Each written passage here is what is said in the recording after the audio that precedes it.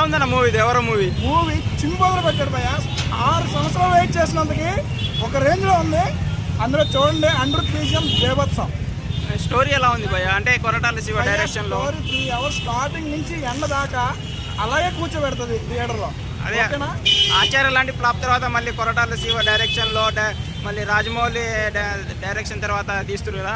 ఏ హీరోకైనా సరే రాజమౌళి తీసిన మూవీతో పాటు నెక్స్ట్ మూవీ తీస్తే ఫ్లాప్ అయితేనే టాక్ ఉంది కదా. ఇప్పుడు ఫ్లాప్ అనేది కాకుండా సెంటిమెంట్ ని ఇదే బ్రేక్ చేయడం భయ్య. లోపలికి చూడండి, ఒక్కొక్క ఎలివేషన్ కూడా బేభత్సంగా ఉంటుంది. అస్సలు కూర్చోలేం సీట్లో. ప్రతి ఎలివేషన్ కూడా అసలు ఒక రేంజ్ లో ఉంటుంది, మనం ఊహించలే అలా ఉంటుంది. సెకండ్ పార్టీకి లీడ్ కూడా అదే రేంజ్ లో ఉంటుంది.